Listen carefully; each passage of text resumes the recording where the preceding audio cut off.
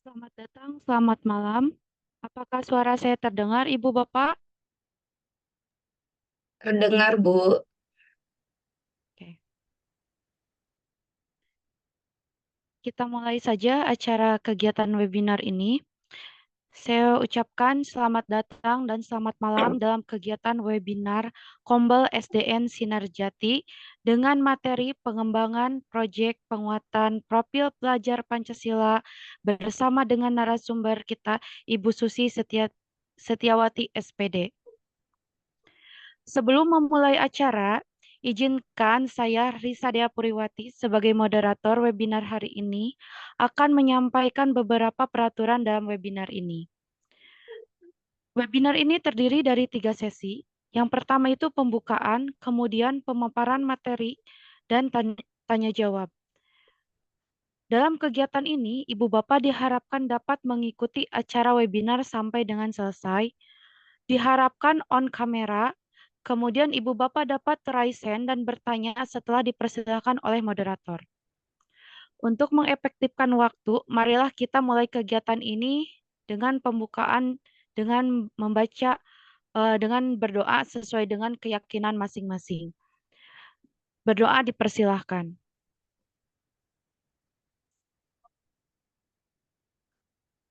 Berdoa dicukupkan. Baiklah, Ibu Bapak sekalian, pertama-tama saya akan memperkenalkan narasumber kita. Di sini sudah hadir Ibu Susi Setiawati SPD. Beliau saat ini adalah guru di SDN Sinarjati. Selain itu, beliau guru penggerak Angkatan 5 dan sekarang sebagai guru praktik pada program Guru Penggerak Angkatan 11. Tidak berlama-lama, saya persilahkan waktu dan layar kepada narasumber. Dipersilahkan Ibu Susi. Terima kasih, Bu Risa. Kebetulan di sini adan ya. Jadi mohon waktunya Ya, sebentar sama. untuk terdengar nggak ke sana? Terdengar nggak Ya. suaranya? Oke. Terima kasih Ibu moderator yang sudah memberikan waktu untuk saya menyampaikan materi mengenai pengembangan P5 ini. Ibu dan Bapak, Alhamdulillah ya semuanya bisa berkumpul dalam webinar ini. Saya mohon apabila berkenan, Ibu dan Bapak bisa membuka layarnya, membuka kameranya, supaya kita bisa berinteraksi, berkomunikasi secara langsung dan menyenangkan. Baik, aduh, di sini masih adan. Jadi sebentar ya, minta waktunya dulu untuk menyelesaikan adan dulu.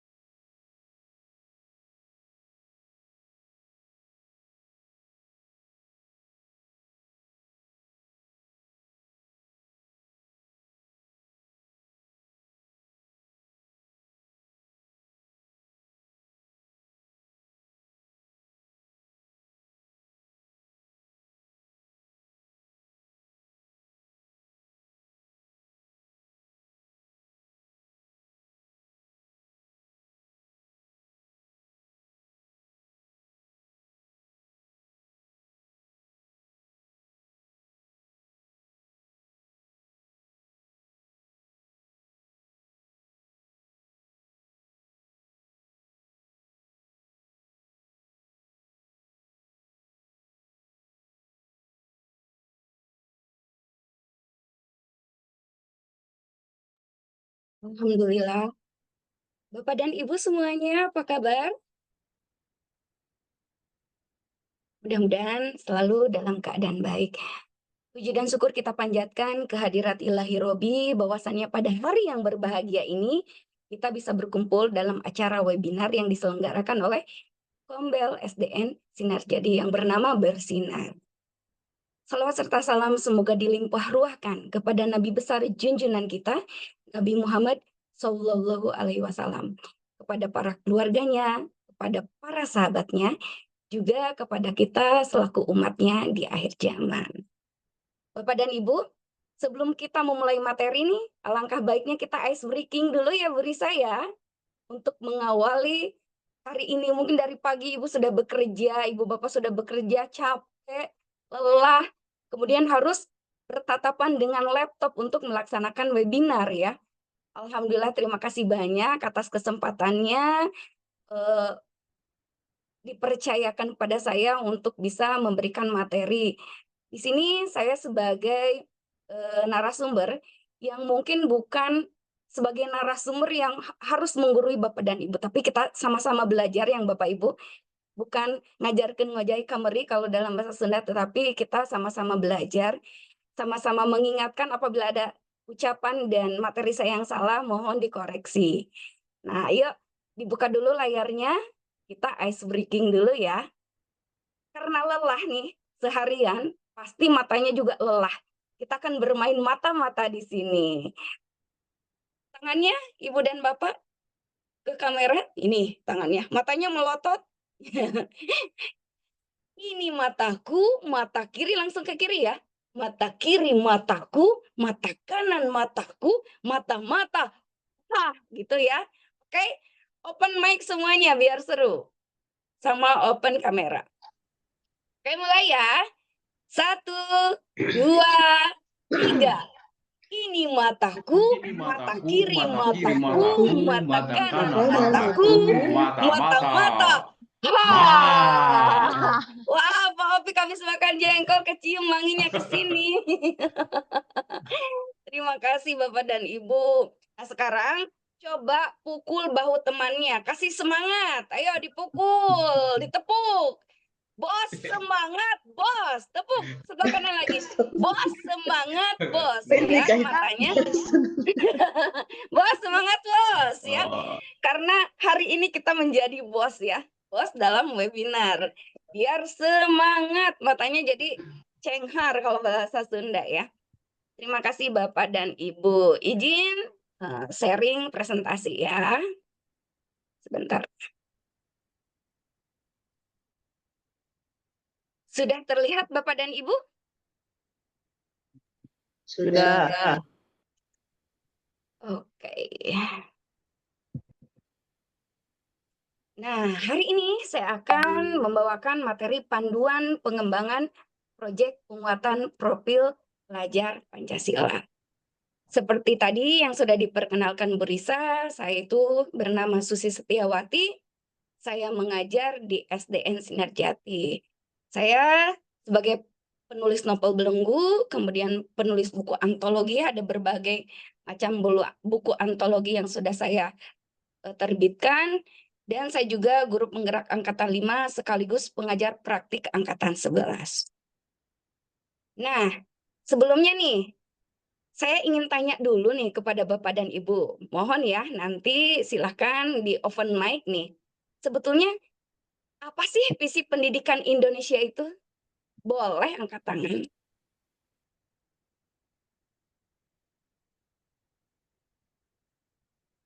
Silahkan. Ada yang mau menjawab? Ibu Dewi barangkali. Apa sih visi pendidikan Indonesia itu? Atau Bapak Taufik yang akan menjawab?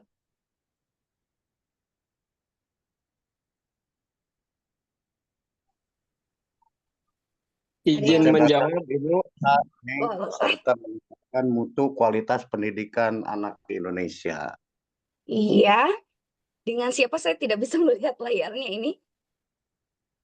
Oh, Bapak Tatang ya? Bapak Tatang. Iya, Bapak Tatang, visi pendidikan Indonesia itu apa, Bapak? Ya, meningkatkan kualitas mutu pendidikan Indonesia, meningkatkan ketakwaan anak kita. Jadi visinya itu meningkatkan ketakwaan terhadap Tuhan Yang Maha Esa, mencerdaskan anak bangsa. Oke, beri tepuk tangan dulu dong untuk Bapak Tatang. Ya, mungkin ada pendapat dari teman-teman yang lain. Visi pendidikan Indonesia itu apa sih gitu? Silahkan, Pak Tatang tadi sudah menjawab ya, mewujudkan yang cerdas, yang beragama gitu. Bagi pendapat yang lain bagaimana? Menambahkan, Memberdayakan Bu. semua warga negara Boleh. Indonesia. Boleh, mau siapa dulu nih, Bu Dewi dulu atau Bapak Taufik dulu? Saya dulu boleh, Bu? Boleh, silahkan. Visi pendidikan Indonesia adalah memberdayakan semua warga negara Indonesia. Ada lagi, Bu? Udah cukup, Bu. Udah, visi pendidikan Indonesia memberdayakan seluruh warga Indonesia. Boleh, sekarang Bapak A.A. Taufik. Terwujudnya siswa yang memiliki karakter yang kuat dan menjunjung tinggi nilai-nilai Pancasila, Bu. Wah, luar biasa ya. Tepuk tangan dulu dong untuk Bu Dewi dan Bapak Taufik. Ya, visi pendidikan Indonesia itu mewujudkan Indonesia yang maju, yang berdaulat, mandiri, dan berkepribadian melalui terciptanya pelajar Pancasila. Nah, profil pelajar Pancasila itu apa sih sebetulnya? Boleh diangkat tangannya.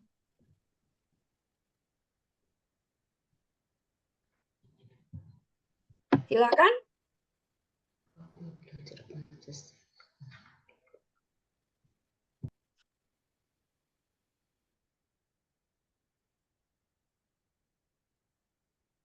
Ada yang mau mengangkat tangan?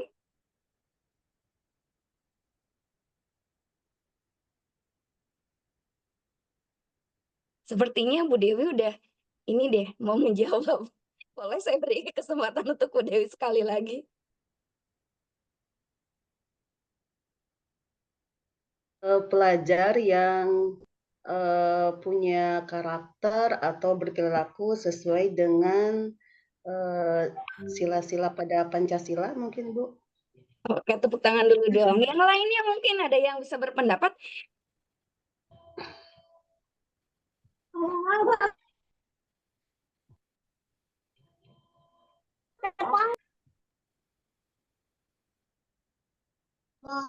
Saya mau coba Boleh, silahkan. profil pelajar Pancasila mungkin. Karakter-karakter yang sesuai dengan nilai-nilai Pancasila.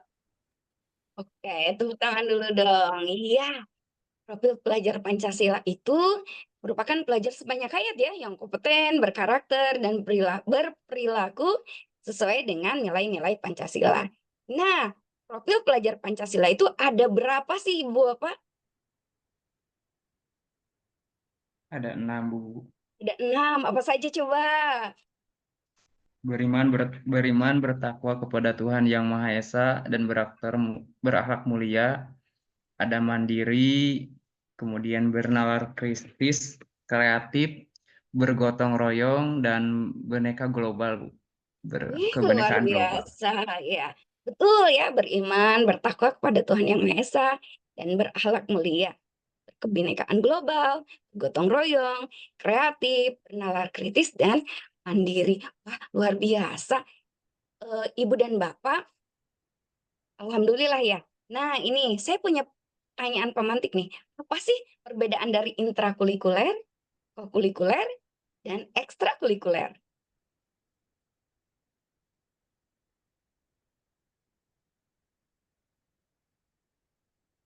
Boleh untuk angkat tangan, perbedaannya apa sih?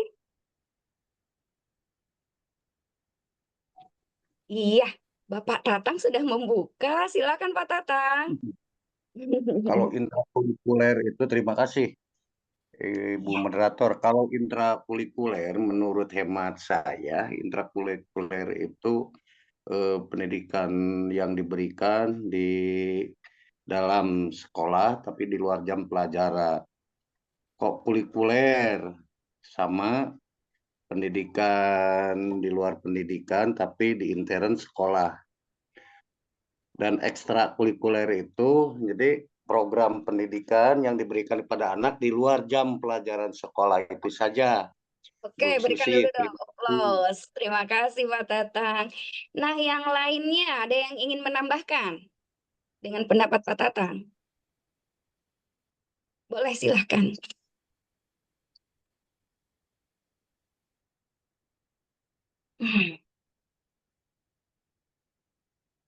Oke, kalau tidak ada saya lanjut ya. Nah, ini gambaran pencapaian profil pelajar Pancasila ya. Intrakurikuler itu apa sih? Intrakurikuler itu kegiatan pembelajaran untuk mencapai tujuan belajar sesuai jadwal dan beban belajar dan struktur kurikulum. Berarti ada di dalam sebuah pembelajaran. Kalau kokurikuler, kegiatan pembelajaran yang dilaksanakan untuk penguatan, pendalaman, atau pengayaan kegiatan intrakurikuler dalam rangka pengembangan karakter dan kompetensi. Ya, peserta didik pada pendidikan kesetaraan berupa muatan, pemberdayaan, dan keterampilan berbasis pelajaran Pancasila.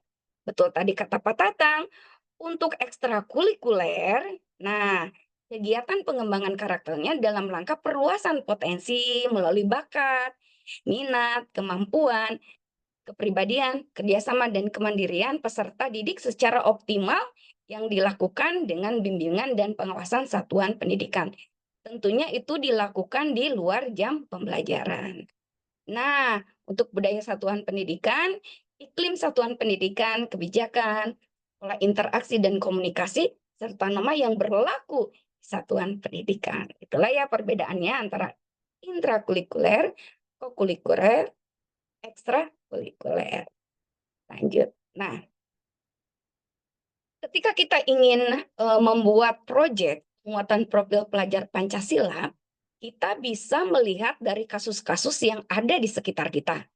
Contohnya nih, Pak Abdullah ya. Pak Abdullah itu aktif berkegiatan di komunitas lingkungan nih. Akhir-akhir ini kering, selalu terjadi krisis karena mata airnya mengering. Ketika SD yang didampinginya berkonsultasi untuk merancang sebuah proyek, nah, Pak Abdullah itu menyarankan tema gaya hidup berkelanjutan. Topiknya itu konservasi air. Nah, lalu pendidik itu belajar bagaimana caranya tentang siklus air, lalu menyelidiki penyebab keringnya. Ternyata adalah kerusakan hutan di lereng gunung. Nah, dari situlah peserta didik dan sekolah sepakat untuk lakukan penghijauan di lereng gunung. Ya, itu bisa dijadikan sebuah contoh kasusnya. Contoh yang kedua, misalkan Bapak Tatang itu selalu melihat anak tuh jajan teh manis, gitu ya. Anak-anaknya suka banget teh manis gitu. Nah, daripada jajan keluar, mendingan kita usaha aja mengambil tema kewirausahaan, yaitu membuat teh manis di kelas sebagai proyek penguatan profil pelajar Pancasila. Nah, begitu Bapak dan Ibu ya. Di sini ada yang tahu tidak? Apa saja sih prinsip proyek penguatan profil pelajar Pancasila? Ada yang tahu Bapak Ibu? Boleh angkat tangan. Oh iya, ngomong-ngomong presentasinya terlihat Bapak dan Ibu? Terlihat? Terlihat jelas, Ibu. Silakan dilanjut. Oke. Prinsip proyek penguatan profil pelajar Pancasila itu ada beberapa. Di antaranya yang pertama adalah holistik. Menurut Bapak dan Ibu, holistik itu apa sih? Boleh untuk mengangkat tangan? Nanti dibantu sama Ibu moderator ya, karena saya tidak bisa melihat siapa yang mengangkat tangan di sini. Boleh, silakan angkat tangan dan open mic. Apa itu holistik? Sebagai sebuah prinsip proyek penguatan profil pelajar Pancasila. Ya, Bu Susi, Ya, boleh Bapak. untuk bermakna memandang itu secara melihat secara menyeluruh. Wah, Jadi luar program apa biasa. dilihat secara keseluruhan. Itu saja dulu. Wah, luar biasa. Tepuk tangan yang, wah, oplosnya yang luar biasa. Bapak Tatang, jempol saya hanya 2. Kalau bisa, boleh deh minjem dari Pak Opik, dari Bu Risa, dan Bu Ida. Biar banyak nih jempolnya, luar biasa ya. Betul sekali. Holistik itu bermakna memandang sesuatu secara utuh dan menyeluruh. Tidak secara parsial ya, tidak secara terpisah-pisah. Misalkan nih, Saya memandang gajah, kalau secara terpisah-pisah, gajah teh ada telinganya. Gajah itu datu lale. Ih, bukan. Ya, kalau kata aku kan gajah itu ada kakinya. Ih, telinganya juga besar, bukan ada belalainya, tapi hanya telinganya aja. Jadi, kalau kita melihat secara terpisah-pisah, bahwa orang lain akan menyimpulkan bahwa yang bertelinga itu semuanya adalah gajah. Yang punya belalai itu semuanya gajah. Yang punya kaki semuanya gajah. Tetapi kita itu memandangnya sesuatu secara utuh dan menyeluruh, bahwa gajah itu mempunyai belalai. Gajah itu juga mempunyai telinga yang lebar, yang besar. Gajah itu badannya besar, tetapi mudah-mudahan tidak seperti saya ya, badannya besar. Karena saya bukan gajah. Kemudian kakinya juga besar gitu ya. Sukanya makan rumput. Kemudian mempunyai ininya. Nah, dan itu memang kalau holistik itu memandang sesuatu secara utuh dan menyeluruh. Dalam konteks rancangan proyek penguatan profil pelajar Pancasila, kerangka berpikir holistik mendorong kita untuk menelaah sebuah tema secara utuh dan melihat keterhubungan dari berbagai hal untuk memahami sebuah isu secara mendalam. Setiap tema yang dijalankan bukan wadah tematik yang menghimpun beragam mata pelajaran, namun wadah yang meleburkan beragam perspektif dan konten pengetahuan secara terpadu. Ya. Nah, di samping itu, cara pandang holistik mendorong kita dapat melihat koneksi yang bermakna antar komponen yang terlibat dalam alur pelaksanaan kegiatan. Seperti peserta didik, pendidik, satuan pendidikan, masyarakat, dan realitas kehidupan sehari-hari. Jadi kita memandang sesuatu secara utuh menyeluruh, bukan hanya melihat dari muridnya saja, bukan hanya melihat dari kepala sekolahnya saja, bukan hanya melihat dari masyarakatnya, tapi kesatuan padu secara utuh dan menyeluruh untuk pembuatan proyek penguatan profil pelajar Pancasila. Next ya. Yang kedua, kontekstual. Bapak dan Ibu, ada yang bisa menjelaskan apa itu kontekstual?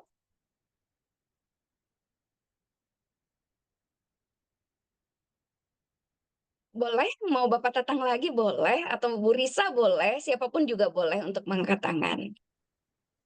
Untuk kontekstual itu, pembelajarannya itu secara nyata yang dihadapi yang dihadapi terhadap peserta didik. Jadi benar-benar itu pembelajarannya itu dengan konteks yang nyata. Itu saja. Iya, luar biasa. Tepuk tangan lagi untuk Bapak Tatang. Betul sekali ya. Prinsip kontekstual itu berkaitan dengan masalah kenyataan yang kita hadapi. Jadi bukan hanya mengangan-angan saja. Misalkan di sekolah kita banyak sampah nih. Kejadiannya kan nyata ya. Tuh. Bagaimana kita caranya untuk memanfaatkan sampah seperti itu. Jadi dilihat secara kontekstual. Berkaitan dengan upaya mendasar kegiatan pembelajaran pada pengalaman nyata yang dihadapi oleh peserta didik di kehidupan keseharian kita. Ya. Oke, berpusat pada peserta didik nih. Maksudnya apa sih untuk berpusat pada peserta didik?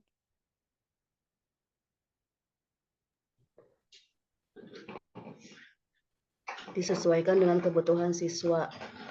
Oke, disesuaikan dengan kebutuhan siswa. Terima kasih. Betul sekali. Kalau pembelajaran kolonial zaman dulu, guru itu sebagai satu-satunya sumber belajar, berpusat pada guru ya. Tetapi pada saat ini, pembelajaran harus berpusat pada peserta didik, di mana semuanya itu bersumber dari peserta didik. Kita memberikan choice, yaitu berbentuk pilihan, kita memberikan voice berupa suara, dan ownership, rasa memiliki pada anak itu. Jadi prinsipnya itu berkaitan dengan skema pembelajaran yang mendorong peserta didik menjadi subjek pembelajaran yang aktif untuk mengelola proses belajarnya secara mandiri ya. Masuk tadi itu kesempatan untuk memilih ya, choice. Kesempatan untuk bersuara yaitu voice, dan ownership, rasa tanggung jawab memiliki gitu ya. Kemudian eksploratif nih, apa nih? eksploratif.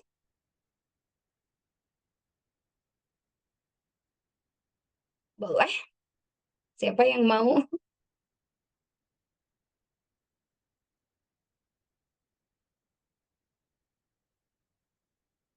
Oke, kalau tidak ada saya akan menjelaskan sedikit explore. Biasanya anak-anak itu kan kalau misalkan harus dibawa ke kegiatan yang kontekstual secara nyata dan mengeksplor ya, mengeksplor pengetahuannya. Jika kita misalkan mau mempelajari pasar, anak itu harus bawa ke pasar, mengeksplor, membuka ruang yang lebar bagi proses pengembangan diri dan inquiry. Nah, tidak berada dalam struktur intrakurikuler yang terkait dengan skema formal ya. Rangkaiannya itu memiliki area eksplorasi yang luas dari segi jangkauan materi, alokasi waktu, dan penyesuaian dengan tujuan pembelajaran. Oke. Nah, manfaatnya apa nih Bapak dan Ibu untuk penguatan profil pelajar Pancasila ini? Proyeknya itu buat apa sih manfaatnya?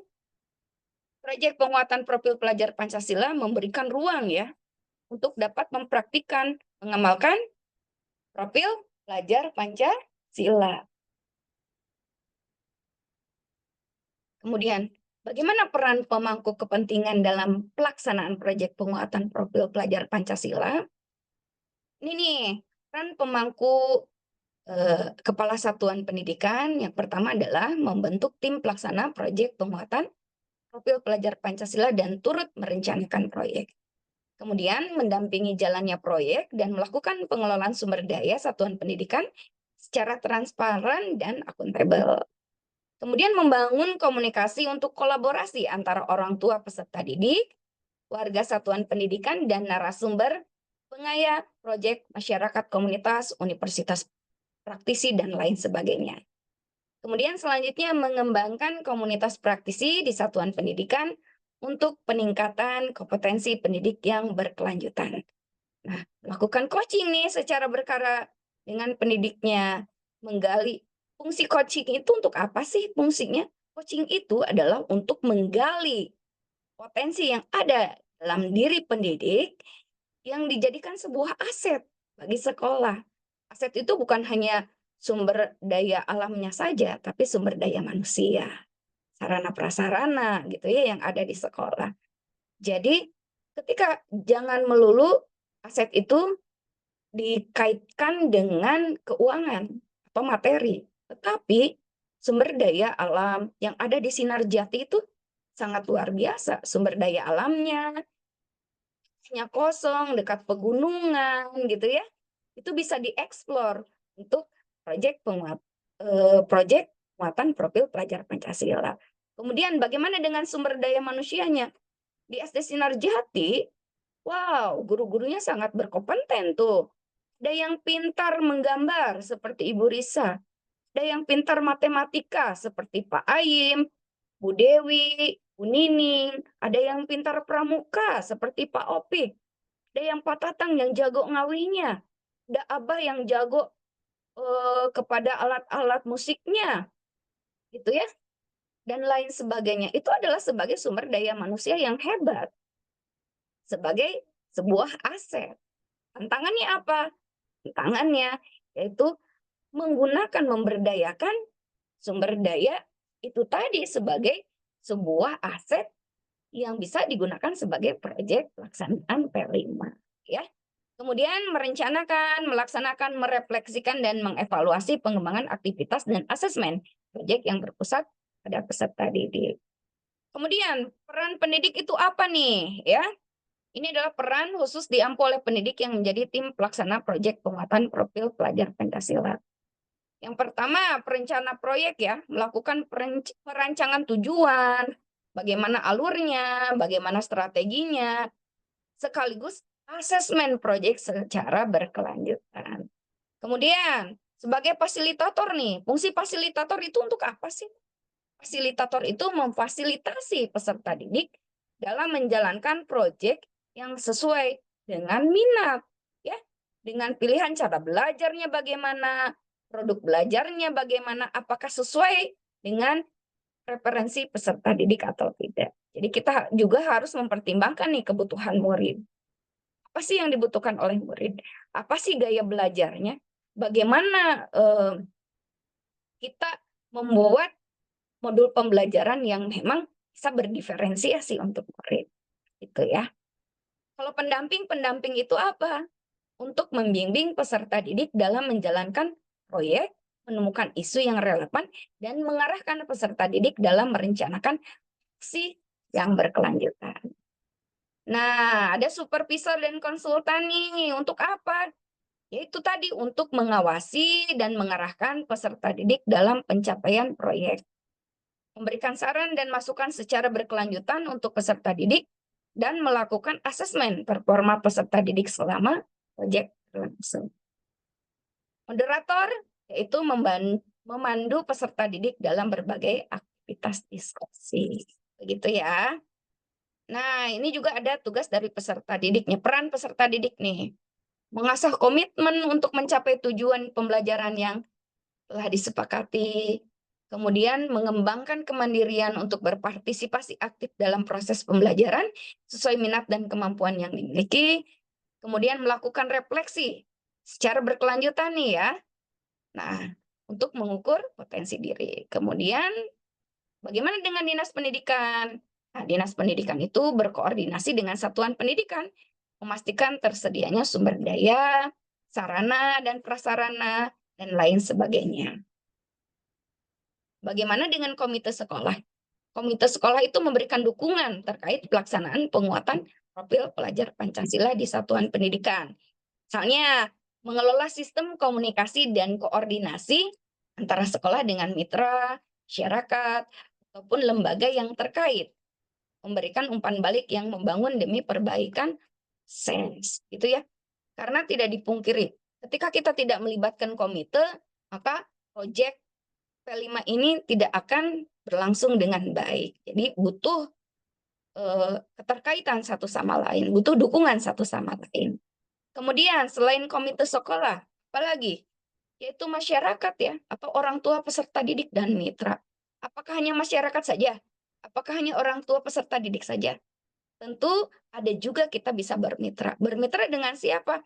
Bisa dengan universitas yang lain, bisa dengan pabrik, bisa dengan TNI, Polri, dan lain sebagainya yang justru mendukung terhadap proyek kita selama di satuan pendidikan.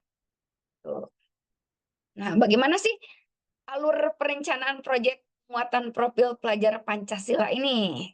Nah, alur yang pertama itu adalah membentuk tim pelaksana proyek penguatan profil pelajar Pancasila. Tentunya harus membuat tim dulu ya sebelum melaksanakan kelima ini. Kemudian setelah membentuk tim, kita itu baru mengidentifikasi tahapan kesiapan satuan pendidikan. Kemudian ketika kita sudah mengidentifikasi apa yang kita lakukan? Yang kita lakukan adalah menentukan dimensi, tema, dan alokasi waktu. Setelah itu baru menyusun modul, dan yang terakhir adalah rancang strategi. Gitu. Oke, ini ya. Dalam membentuk tim pelaksana apa yang kita lakukan? Nah, kepala satuan pendidikan yang menyusun ya tim pelaksana yang berperan merencanakan dan melaksanakan kegiatan proyek penguatan profil pelajar Pancasila untuk seluruh kelas. Siapa ketuanya, siapa sekretarisnya, siapa bendaharanya. Bahkan kalau kalau memungkinkan kita membentuk koordinator setiap kelas ya yang melaksanakan Merdeka Belajar. Kemudian setelah itu Kepala Sekolah Pendidikan bersama tim merefleksikan dan menentukan tingkat kesiapan satuan pendidikan. Setelah itu, tim menentukan fokus dimensi nih. Dimensinya mau apa saja, temanya mau apa, jumlahnya, alokasi waktunya. Nah, dipilih berdasarkan kondisi dan kebutuhan satuan pendidikan. Tadi juga, seperti tadi yang telah saya bicarakan bahwa kita harus melihat dulu satuan kita ini kondisinya seperti apa, ya, disesuaikan dengan satuan pendidikan. Kemudian setelah itu tim menyusun modul proyek penguatan profil pelajar Pancasila sesuai dengan tingkat kesiapannya, dengan tahapan umumnya, menentukan suplemen, mengembangkan topik, alur dan durasi, serta mengembangkan aktivitas dan asesmen. Dan yang terakhir adalah merancang strategi pelaporan. Tim ini merencanakan strategi pengolahan dan pelaporan hasil proyek penguatan profil pelajar Pancasila. Oke, nah ini ada identifikasi kesiapan satuan pendidikan, ya. Pada tahap awal nih, ya, tahap awal itu apa sih gitu ya? Seberapa banyak pendidik yang pernah melaksanakan pembelajaran berbasis proyek nih? Kalau kurang dari 50% itu merupakan tahap awal. Tapi kalau lebih dari 50% nih, apakah pembelajaran berbasis proyek sudah menjadi kebiasaan? Kalau sudah menjadi kebiasaan, berarti kita lihat apakah sudah terjadi lintas disiplin ilmu. Kalau sudah, lanjut ke tahap berikutnya. Kalau belum nih, apakah pembelajaran berbasis proyek sudah menjadi kebiasaan sekolah? Belum. Itu masih tahap awal. Tapi kalau sudah terjadi lintas disiplin ilmu, belum tahap berkembang. Kalau sudah terjadi lintas disiplin ilmu, tapi sekolahnya memiliki sistem yang mendukung, ya, pelaksanaan pembelajaran berbasis proyek itu adalah tahap siap. Kalau misalkan sudah terjadi lintas disiplin ilmu, kemudian sudah belum punya sistem yang mendukung, berarti tahap berkembang. Tetapi sekolah memiliki sistem nih, sudah punya sistem yang mendukung pelaksanaan pembelajarannya, kemudian sudah ada mitra, itu tahap mahir. Kalau tidak ada mitra berarti tahap siap. Gitu ya Bapak dan Ibu.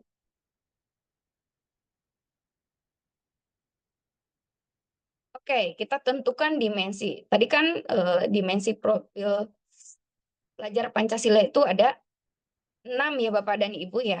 Nah, kita ambil mana nih yang cocok dengan sekolah kita. Boleh ambil lebih dari 1, boleh ambil lebih dari 2. Tetapi yang saya sarankan adalah pilihnya jangan terlalu banyak. Kenapa? Supaya kita itu lebih fokus untuk melaksanakan P5 sesuai dengan kondisi yang ada di sekolah. Ya. Rasanya 2-3 cukup untuk dimensi. Kemudian temanya. Nah, kebetulan kita adalah di SD, ini ada berbagai tema ya. Yang pertama adalah gaya hidup berkelanjutan.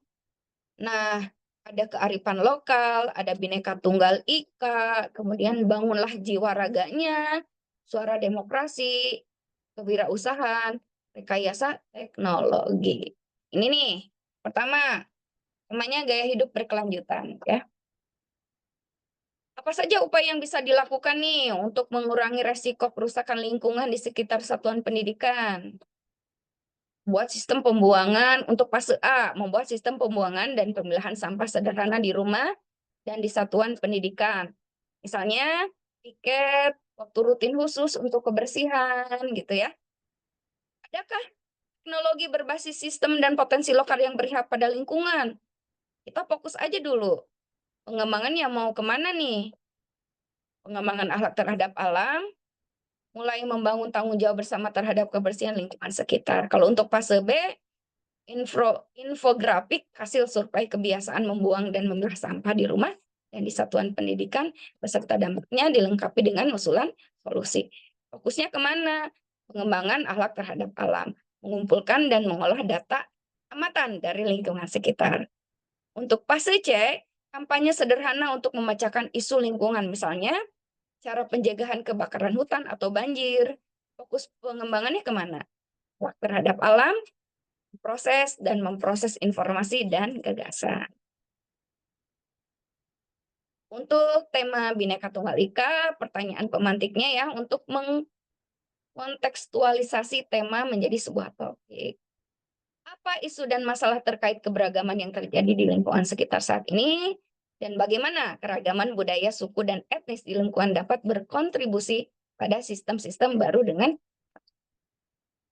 Untuk fase A, buku kumpulan doa dan puisi bertema rasa syukur. Fokusnya kemana? Allah kepada manusia, mengidentifikasi emosi orang-orang terdekat, teman, pendidik, orang tua, dan lain-lain.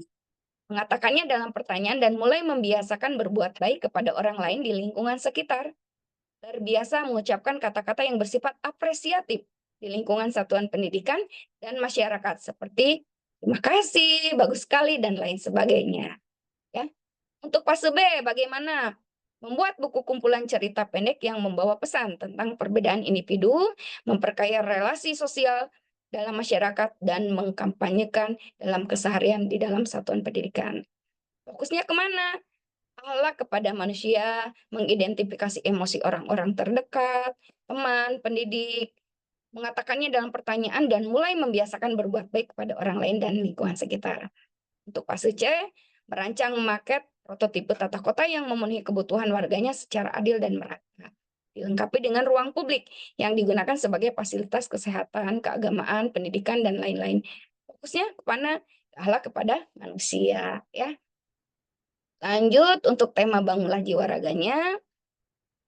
Untuk pertanyaan pemantiknya nih, apa saja sikap dan kebiasaan yang perlu dibangun dalam rangka membangun jiwa dan raga yang sehat?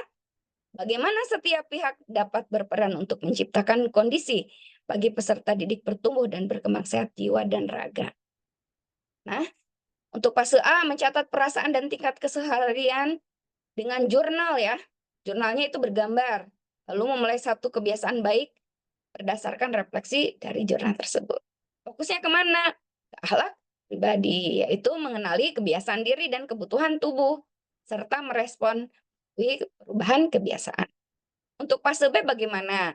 Fase B itu menyusun menu sehat untuk restoran, mengeksplorasi, mencoba berbagai olahan buah dan sayur, mengembangkan daftar menu. Proyek diakhiri dengan pesta makan di restoran. Menunya olahan sayur dan buah pilihan peserta didik. Fokusnya apa? Pembiasaan makanan sehat. Untuk fase C. Fase C itu dieksplorasi isu bullying ya, perundungan, dan dampak pada kesehatan mental. Bangunlah jiwa raga. Jadi secara mental, secara tubuhnya itu harus sehat gitu ya. Merancang aturan kelas untuk mencegah bullying. Fokusnya menumbuhkan kesadaran terhadap isu bully dan dapat memperkuat budaya sekolah ramah lewat aksi peserta didik. Untuk suara demokrasi, pertanyaan pemantiknya itu bagaimana sistem musyawarah lokal berkontribusi pada perilaku dan hubungan antar individu di lingkungan, dan bagaimana individu di tahapan usia peserta didik dapat terlibat dalam sistem demokrasi skala lokal hingga nasional. Untuk fase A nih, B dan C, penerapan di ST bukan berbentuk proyek, tapi lebih berfokus pada ekosistem satuan pendidikan yang memberi ruang pada anak untuk berpendapat atau memiliki hak suara ya. Memberikan kebebasan mengenai choice, voice, dan ownership gitu ya.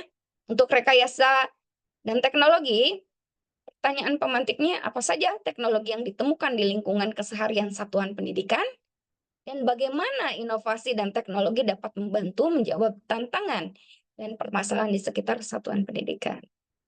Di fase A, menciptakan berbagai mainan yang menggunakan prinsip-prinsip fisika. Fokusnya itu kemana? Akhlak bernegara. Mengenali hak dan tanggung jawabnya di rumah, satuan pendidikan, dan lingkungan sekitar. Untuk fase B, merancang model dan memaket gedung yang menerapkan prinsip hemat energi dan ramah lingkungan. Fokusnya kemana? Akhlak bernegara. Mengidentifikasi hak dan tanggung jawab di rumah, satuan pendidikan, dan lingkungan sekitar. Dan kemudian untuk fase C, menciptakan alur cycling barang bekas menjadi benda-benda yang fungsional sebagai salah satu penanganan sampah organik. Ya, fokusnya kemana? Akhlak bernegara, yaitu mengidentifikasi dan memahami peran hak dan kewajiban dasar sebagai warga negara dan mulai mempraktekkan dalam kehidupan sehari-hari. Dan kewirausahaan nih, ya. Banyak sekali sekolah yang memang suka nih pada kewirausahaan karena di sana ada market daya, bisa jualan, bisa apa tentang makanan-makanan gitu ya. Pertanyaan pemantiknya, Apa saja upaya yang dapat dilakukan untuk menumbuhkan semangat berwirausaha? Kemudian bagaimana nih potensi lokal dapat mendukung pengembangan semangat berwirausaha?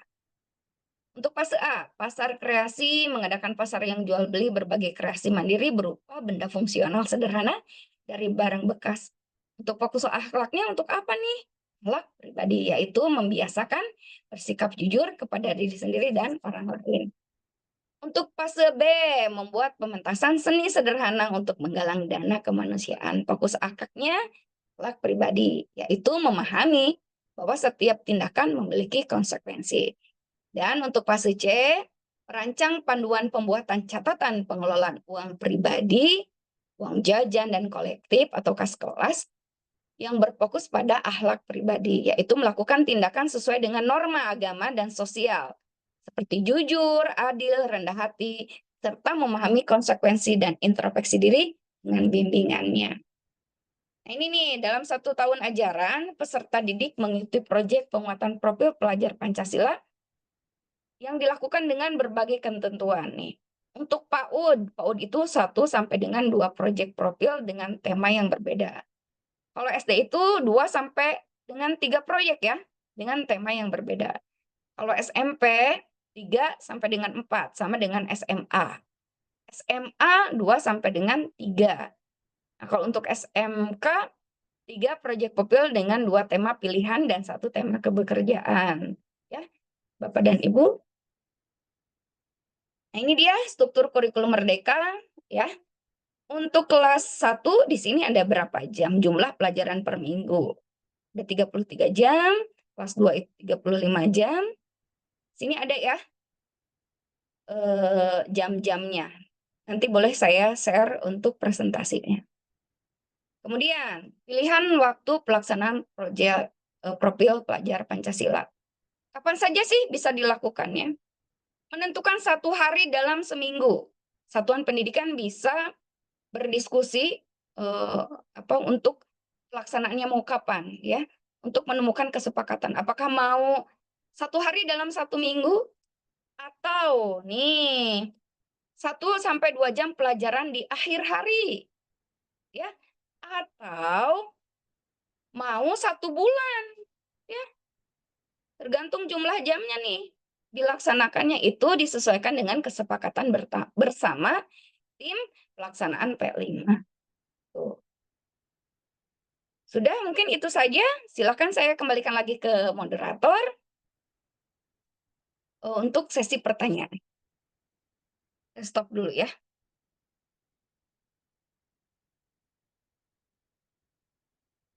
Boleh, silakan Ibu Risa. Terima kasih Ibu Susi, super sekali atas materi yang dibawakannya. Dan saya buka untuk diskusi kali ini. Kita 1 sesi saja. Silakan untuk 3 orang penanya. Mangga, Ya, raise hand. izin. Silakan. Boleh, silakan Bapak Tatang. Oh Ya, ya. silakan. Nyimak dari ini untuk yang P5 tadi itu yang Pancasila ya. Poin yang ketiga berdemokrasi. Kemarin itu melaksanakan ada kendala diantaranya pada pembelajaran temanya itu tentang pemilihan umum. Nah, berkaitan dengan tema yang disampaikan, diantaranya itu beranak ya berpraktek melaksanakan bagaimana cara pelaksanaan berdemokrasi terutama yang dilaksanakan di kelas. Salah satunya saya sudah mencoba, hanya kendalanya itu berkaitan dengan pembiayaan. Berarti dalam P5 itu berarti harus ada dorongan itu dari sekolah, dari pihak sekolah. Mengapa harus ada dorongan? Karena ada sumber pembiayaannya.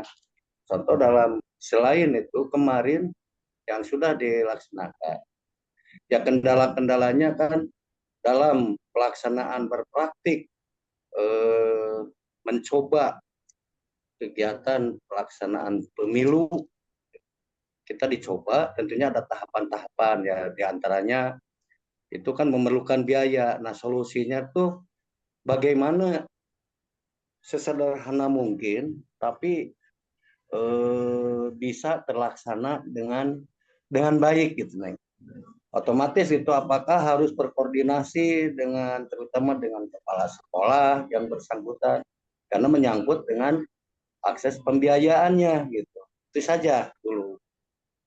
Oke, Bu Risa, boleh langsung dijawab ya, takut lupa. Silakan Ibu. Oke, terima kasih untuk Bapak Tatang atas pertanyaannya yang luar biasa ya. Bapak, ketika kita melaksanakan P5, yaitu tadi alur pertama adalah membentuk sebuah tim ya Pak ya. Setelah kita membuat sebuah tim, kita merencanakan proyek apa nih, menentukan tema dan dimensi. Apakah Bapak itu sudah sesuai dengan tema dan dimensinya, sudah sesuai apa yang dirundingkan pihak satuan pendidikan. Ya, kalau tidak salah untuk SDN Sinar Jati kemarin itu kita sepakat mengenai gaya berkelanjutan. Nah, gitu ya. Bapak untuk suara demokrasi mungkin karena kita itu sudah sepakat di dalam sekolah itu sudah dibentuk timnya, kemudian sudah sepakat perencanaannya, dari alurnya itu menetapkan tema dan dimensinya. Jadi untuk suara demokrasi mungkin itu tidak bisa dipraktekkan ya Pak ya, karena kita mengusung gaya hidup berkelanjutan. Kemudian untuk masalah pembiayaan, tentu saja itu harus berdasarkan rapat Pak. Di dalam tim kan ada ketua, ada sekretaris, bendahara, dan lain sebagainya. Yang memang tidak semua sebetulnya proyek P5 itu harus menggunakan biaya gitu ya. Karena gaya hidup berkelanjutan itu menggunakan sampah yang memang sebetulnya terlihatnya tidak berguna, tetapi kita gunakan sebagai sesuatu yang fungsional. Misalkan baju bekas itu merupakan sampah. Ya, ada misalkan rekan saya yang membuat baju bekas menjadi bajuku investasiku, membuat sesuatu merecycle ulang sampah tersebut menjadi sesuatu yang berguna, layak pakai, bahkan kalau bisa menjadi bahan yang bernilai untuk uang. Seperti itu. Kemudian untuk sampah-sampah yang lain, sampah plastik dan lain sebagainya. Kalaupun ada pembiayaan, itu harus dirapatkan dulu dengan tim yang sudah dibentuk, dengan kepala sekolah dan satuan pendidikan, juga dengan komite dan orang tua murid, supaya semuanya bisa berjalan lancar. Gitu ya Bapak dan Ibu. Begitu ya Pak, mudah-mudahan jawabannya tidak puas ya Pak. Oh, iya, terima kasih. Tambahan satu lagi, Bu Susi. Iya boleh, iya. Oh iya. Ini menyangkut untuk terutama ini dalam tatanan kehidupan sekolah, terutama dalam perilaku anak. Mengamati selama ini bagaimana caranya, karena pendekatan saya berusaha anak sampai ya kita dengan bimbingan perorangan itu menyimak anak-anak dalam berbicara jauh dengan dulu waktu kita mengalami jadi murid di SD, kita itu terhadap guru, terhadap orang tua itu sangat sopan, takut sekali. Tapi anak-anak sekarang itu jauh berbeda. Nah, apakah mungkin itu ya zaman yang berbeda, teknologinya lebih canggih, mungkin itu ada pengaruhnya itu. Nah, bagaimana itu solusinya supaya tatanan untuk berakhlak terutama dalam berbicara anak itu, jadi dalam pembiasaan sehari-hari itu anak itu sering sekali berbicara yang kasar gitu ke guru juga seperti kepada teman, halo Pak, gitu. Itu kan sudah ya kurang baik lah gitu. Nah itu saja nih. Jadi bagaimana solusi kita bersama-sama pada forum ini, mudah-mudahan ada sedikit gitu, ada pencerahan. Terima kasih. Oke, terima kasih Bapak Tatang. Wah, pertanyaannya luar biasa ya. Betul sekali ya Pak ya, pergeseran zaman. Dulu kita takut banget dengan guru ya. Ada langkah guru sedikit saja udah langsung "Shh, guru masuk gitu ya. Jadi kelas itu sepi gitu ya. Karena takut gitu. Sekarang ada guru, waduh luar biasa. Ada yang naik meja, ya. Ada yang pukul-pukul meja, ada yang teriak-teriak, ada yang berbicara kasar. Memang betul Pak, saya rasakan itu. Tetapi memang begini, ada beberapa solusi yang mungkin bisa diterapkan di sekolah buat keyakinan kelas. Ya, buat keyakinan kelas itu dengan menggunakan bahasa-bahasa yang positif. Contohnya, tidak boleh berkelahi kan ya? Buat harus saling menyayangi satu sama lain. Berarti kan tidak boleh berkelahi, tidak boleh pukul-pukulan, intinya ke sana. Jadi diarahkan buatlah keyakinan kelas untuk saling menyayangi, menghormati guru gitu ya. Jadi anak-anak keyakinan kelas kita apa? Menghormati guru, Bu. Menghargai teman. Oh, berarti tidak boleh tidak sopan. Berkatanya harus baik, harus suntangan, begitu kan ya penjabarannya. Mungkin itu yang pertama. Kemudian yang kedua, pembelajaran adalah untuk kita sosial emosional, untuk bisa mengendalikan sosial emosional anak. Bagaimana caranya? Itu tadi, berikanlah pembelajaran yang kita berikan gambar emosi, bagaimana marah, bagaimana itu tersenyum, bagaimana itu sedih, menangis gitu. Sehingga anak itu mengenal emotik-emotik itu dikaitkan dengan kehidupan nyata. Kalau marah baik tidak, kalau berkata kasar bagaimana gitu ya. Nah, pembelajaran tersebut itu bisa setidaknya mengatasi kegiatan yang tadi berbicaranya kasar, menyakiti teman gitu ya, harus hormat kepada guru. Kemudian apalagi kita harus bisa kebutuhan muridnya seperti apa, mengidentifikasi. Mengapa anak tersebut itu bersifat kasar?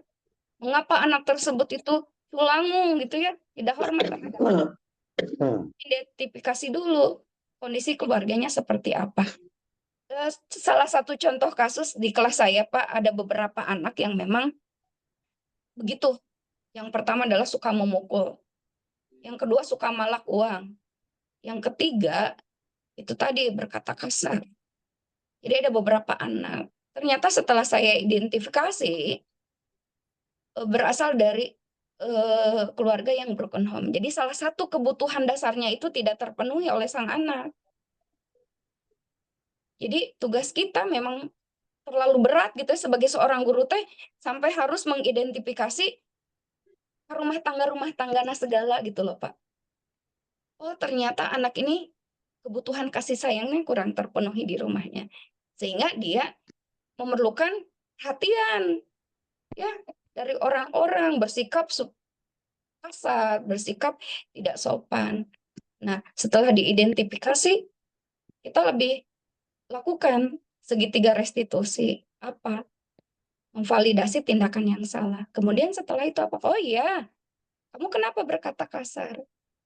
Gara-gara si Eta moyokan, Bu. Misalkan. Gara-gara dia itu membuli saya. Oh iya, divalidasi dulu. Iya, kalau ibu juga seperti kamu, pasti akan begitu. Gitu, ya. Seperti itu. Nanti kita pendekatan lagi. Tindakannya salah atau tidak ke anak itu? Apa yang kamu lakukan sebetulnya salah atau tidak? Menurut keyakinan kamu, oh tindakan saya sesuai dengan keyakinan kelas, tidak. Tidak. Ini kan keyakinan. Ya, stabilkan dulu identitas, validasi tindakan yang salah, kemudian tanyakan keyakinan. Ya, memvalidasi dulu. Itu baru tanyakan keyakinan. Stabilkan dulu emosinya. Dosis Bu, distabilkan dulu. Setelah stabil anaknya, validasi tindakan yang salahnya itu. Kemudian setelah itu apa? Lakukan.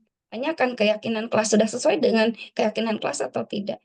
Itu sedikitnya akan membantu untuk menanamkan karakter di ya.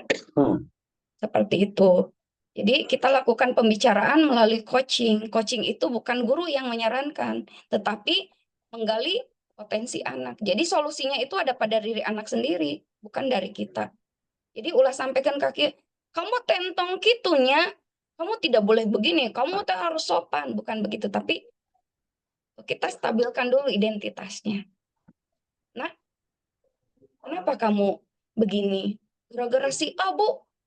Si A kan bilang saya preman pasar. Tuh. Oh iya sih, kalau ibu bilang preman pasar juga ibu pasti akan marah. Kemudian validasi tindakan yang salah. Terus ketika kamu menonjok teman kamu, perbuatannya, menurut kamu perbuatannya baik atau tidak? Ya, kalau menurut saya perbuatannya emang tidak baik sih, Bu, kan gitu ya. Tanyakan gitu. Menurut kamu ingin menjadi orang seperti apa gitu? Tanyakan. Ya, saya ingin menjadi orang yang baik. Bagaimana caranya untuk menjadi baik? Ya, saya harus A, B, C, D, dan E. Jadi ditanya anaknya, digali potensi anaknya. Bukan dari kita. Tapi anak yang memberikan solusi. Ya, digali potensi anak. Jadi harus berdasarkan keyakinan yang ada pada diri dia sendiri, bukan dari guru. Sehingga itu akan memupuk menjadi berkarakter baik. Itu tadi ada pembelajaran sosial emosionalnya, diferensiasinya apa? Sesuaikan dengan kebutuhan anak, kebutuhan murid, gaya belajarnya seperti apa. Kemudian yang ketiga adalah lakukan segitiga restitusi.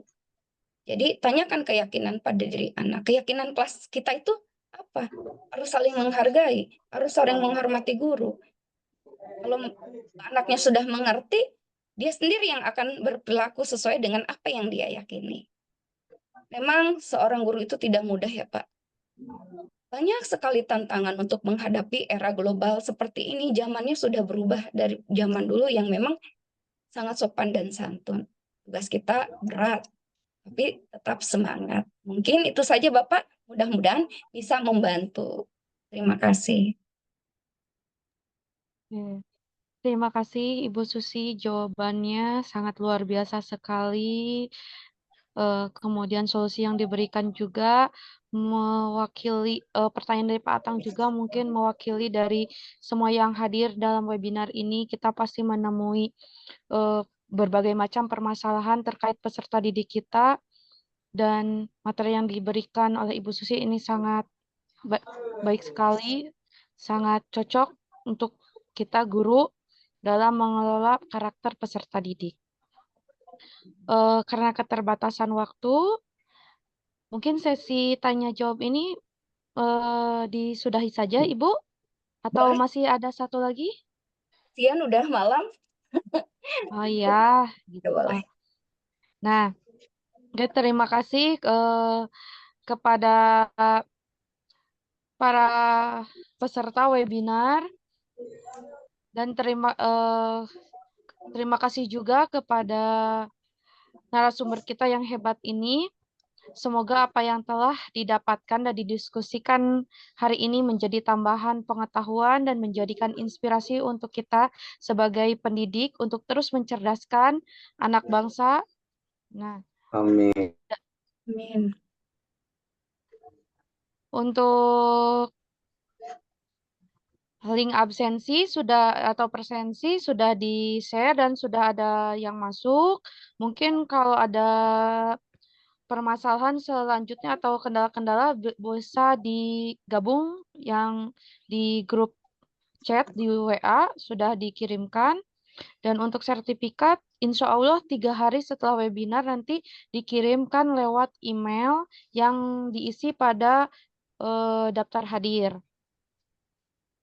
Terima kasih. Ya, tak terasa Ibu Bapak hebat, kita sudah ada di penghujung acara webinar kali ini. Ucapan syukur dan terima kasih kepada Bapak Ibu sekalian. Izinkan sebelum saya menutup acara webinar ini, izinkan saya berpantun terlebih dahulu. Boleh? Boleh. Silakan. Mengurus sapi di peternakan. Cakep. Sapinya diberi nama Ina. Cakep. Sampai jumpa saya ucapkan. Semoga webinar kali ini memberi banyak makna. Makna. Bila topik wal hidayah. Wassalamualaikum warahmatullahi wabarakatuh. Waalaikumsalam. Waalaikumsalam warahmatullahi Bu Risa, wabarakatuh. Oh nanti iya, untuk link sertifikat ya, dokumentasikan dulu ya. ya dokumentasikan dulu. Sebelum kita laptop dibuka semua Kemudian kameranya. sertifikat Mohon kita Bu Risa, dokumentasikan ya. Bu Risa, mohon maaf. Ya. Untuk presensi untuk sertifikat juga. Jadi diharapkan yang hadir pada hari ini mengisi presensi untuk mendapatkan sertifikat. Ya. Sudah. Oke, foto dulu. Ya, silakan Ibu Susi. Pak Ayim senyum-senyum aja. Bu Risa bisa bantu untuk ini, soalnya di saya nggak kelihatan. Oh, boleh. Boleh. Nanti belum semuanya ya. Oke. Hitungan ketiga ya. 1, 2, 3. Oke, terima kasih. Ibu Bapak. Dui, oh siap. Ntar set dulu. Bergaya. Oke, siap.